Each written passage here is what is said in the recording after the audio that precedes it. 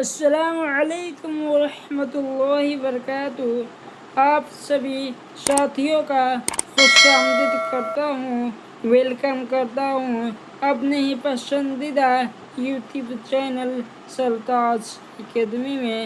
ساتھیوں، آج کی اس نشست میں، آج کے اس کلاس میں ہم ڈسکشن کرنے والے ہیں Bihar board class 10 chapter number 2۔ Chapter کا نام ہے سہیل عظیم آبادی، ان کے افسانہ بھابی جان۔ آئیے آج ان ٹاپک کو پر ہم بحث کرتے ہیں اپنے کلاس میں۔ آئیے آج کی کلاس کا آغاز کرتے ہیں۔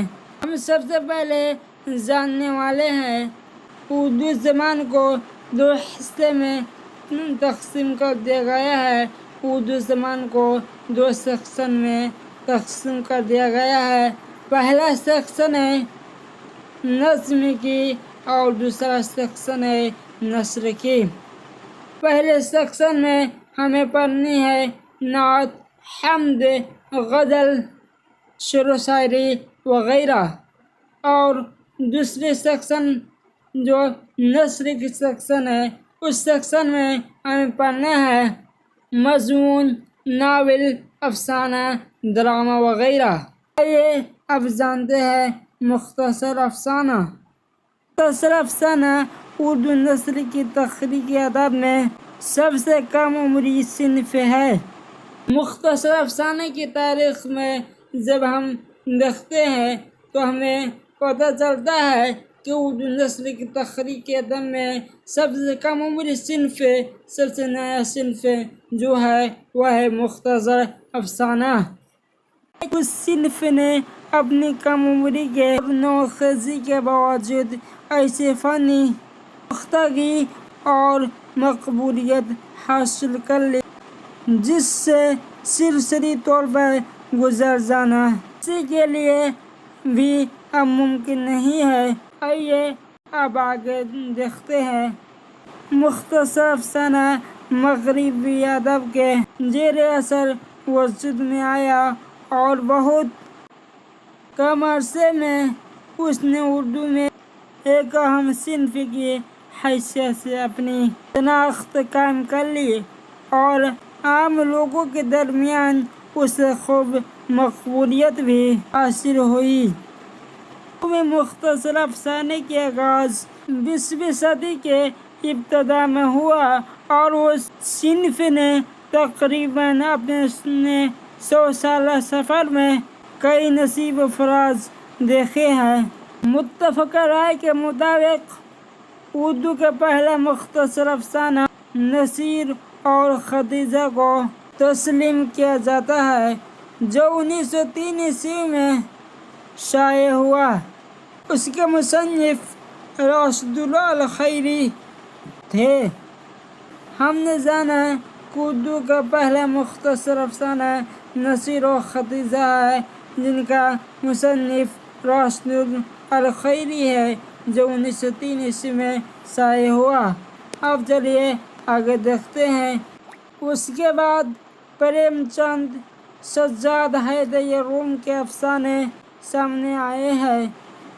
1936 عیسوی میں ترقی پسند تحریک کا آغاز ہوا۔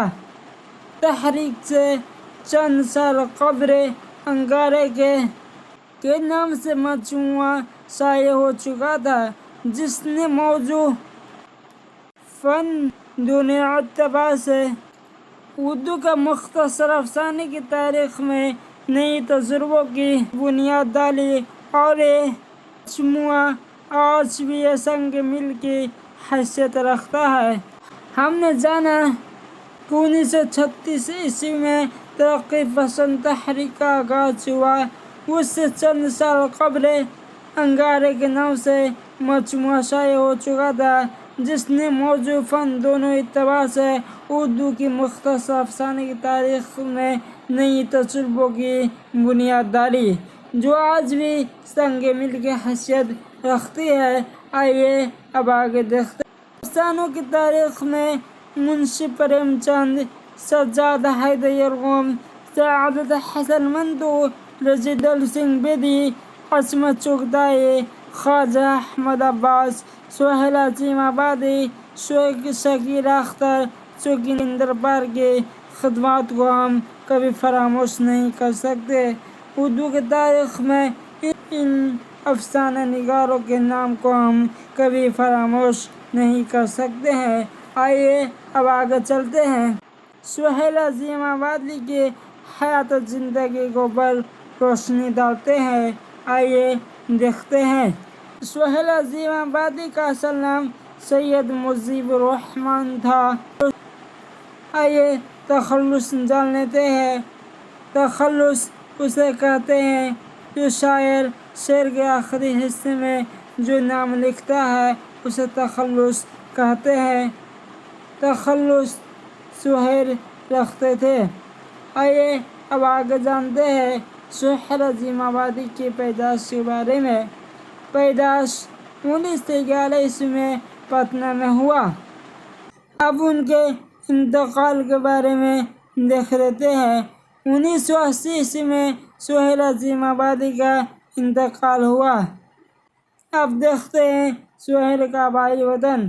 سہیل کا آبائی وطن شاہپور بطور ہے جو پٹنہ ضلع میں واقع ہے۔ ہم نے جانا کہ سہیل عظیم آبادی کا اصل نام کیا تھا، وہ کیا تخلص رکھتے تھے، ان کی پیدائش کب ہوئی اور ان کا انتقال کب ہوا۔ آئیے اب آگے دیکھتے ہیں۔ سہیل عظیم آبادی اعلیٰ تعلیم حاصل نہیں کر سکے، اگرچہ مظفر پور، حیدرآباد، کلکتہ جیسے علمی مراکز میں قیام پذیر رہے۔ سہیل عظیم آبادی ابتدائی شاعری سیکھی لیکن آگے چل کر افسانہ نگاروں کی طرف مائل ہوئے۔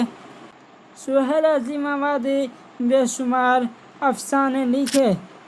آئیے اب آگے دیکھتے ہیں۔ سہیل عظیم آبادی نے آل انڈیا ریڈیو کی ملازمت اختیار کی۔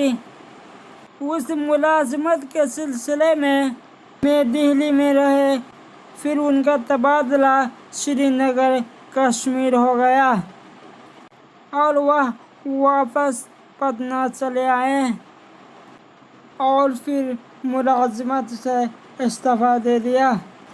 ہم نے جانا سہیل عظیم آبادی آل انڈیا ریڈیو کی ملازمت اختیار کی، اس کے سلسلے میں دہلی گئے اور پھر تبادلہ سری نگر، جموں کشمیر ہوا، پھر پٹنہ چلے آیا اور یہاں ملازمت سے استعفیٰ دے دیا۔ آئیے اب آگے چلتے ہیں۔ سہیل عظیم آبادی صحافت میں بھی مصروف رہے۔ انہوں نے ایک رسالہ نکالا اور ایک روزنامہ اخبار ساتھی کا اجرا کیا۔ چھوٹا ناگپور کے علاقے میں 5-7 برسوں تک اردو کی ترویج و اشاعت کا کام کیا۔ ان کے اکثر و بیشتر افسانہ زمیندار کے استحصال کے خلاف، مزدوروں اور کمزور کے حقوق جیسے موضوعات سے متعلق ہے۔ انہوں نے اکثر و بیشتر افسانے لکھے۔ ان کا افسانے کا مرکزی کردار زمینداروں کے استحصال اور مزدوروں اور کمزور طبقوں کے حق میں آواز اٹھانا تھا۔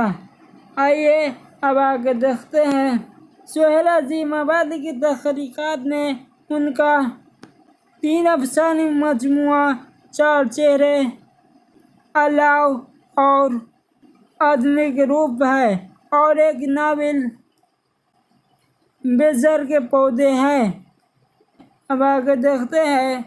سہیل عظیم آبادی کے افسانوں کی تعداد 125 تک پہنچتی ہے۔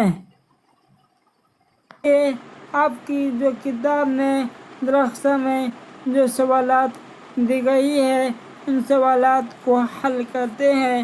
آئیے دیکھتے ہیں۔ سوال ہے، سہیل عظیم آبادی کہاں پیدا ہوئے تھے؟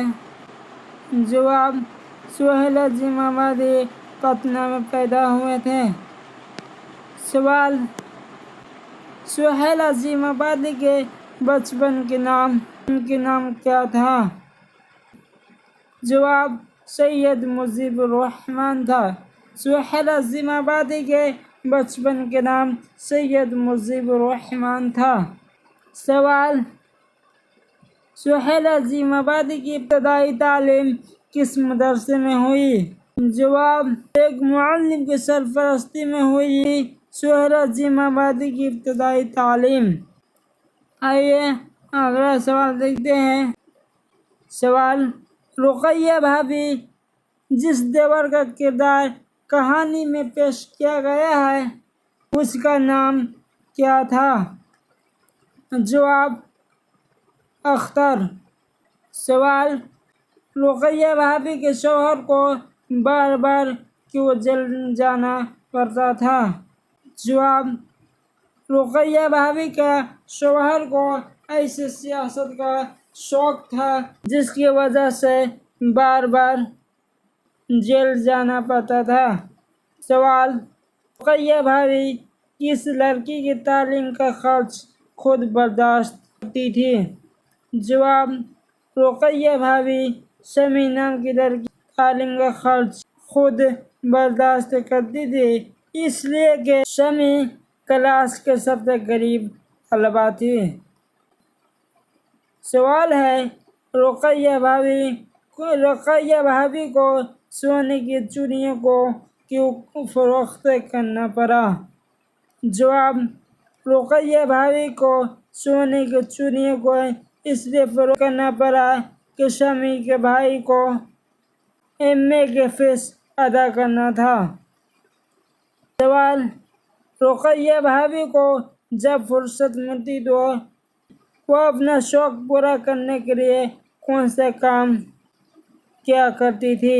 جواب: رقیہ بھابھی کو جب فرصت ملتی تو خط لکھا کرتی تھی۔ اگر آپ کو یہ ویڈیو پسند آئے تو ہمارے چینل سرتاج اکیڈمی کو ضرور سبسکرائب کیجیے گا۔ اب اگلے ویڈیو میں ملتے ہیں، اب مجھے اجازت دیجیے۔ السلام علیکم ورحمۃ اللہ وبرکاتہ۔